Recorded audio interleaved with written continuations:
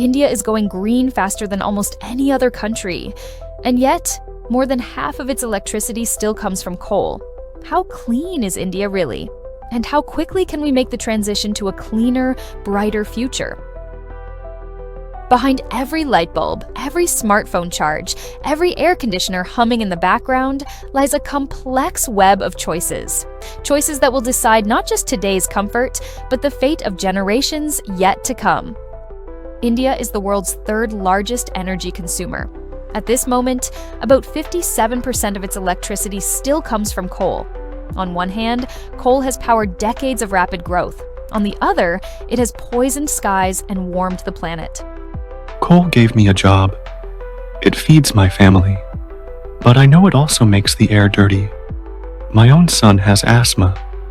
India is also the world's third largest emitter of carbon dioxide, but per person, emissions are still far lower than in wealthy nations. A paradox. One country fighting poverty and growth while carrying the weight of climate change. The tides are shifting. Solar power, once too costly, now makes up more than 15% of India's total installed capacity. Wind power has surged too, especially across India's western states. We are even home to one of the world's largest solar parks in Pavagada, Karnataka. It stretches as far as the eye can see. Earlier, we had only a few hours of electricity. Now with solar, our kids can study at night. Life feels brighter. Globally, about 70% of electricity still comes from fossil fuels. Europe now gets more than 36% of its power from renewables.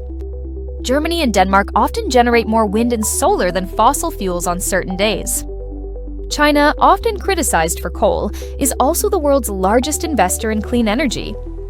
And in the United States, renewables overtook coal for electricity generation for the first time in the year 2022. Solar is getting cheaper and smarter.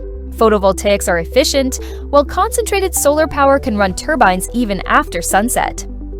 Wind turbines now stretch longer than jumbo jet wings, and offshore wind promises immense potential. India's coastline could host entire fleets of turbines.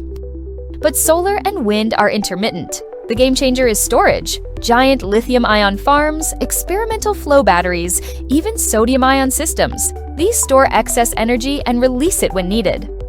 Another breakthrough, green hydrogen, made by splitting water with renewable electricity.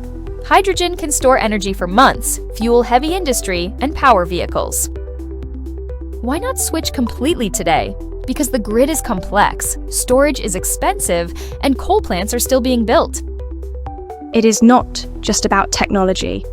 It is also about policy, cost, and people. Millions of workers rely on coal. We need just transitions, retraining, and investment in new industries. India's air ranks among the dirtiest in the world. The clean energy shift is urgent, but the path is steep. Electric vehicles are surging. By the year 2030, India could have millions on the road. But if they charge on coal, are they truly clean? We don't want to choose between growth and clean air. We want both. And we believe India can lead with innovation, not pollution. So, how clean is India really? Today, much of its power is still black with coal, but the future is shifting. Blue solar, green wind, white hydro, and the promise of hydrogen. Clean energy is not just an engineering challenge, it is a promise to ourselves and to the generations that follow. The technology exists, the momentum is growing. The question is not if we will transition. The question is how fast.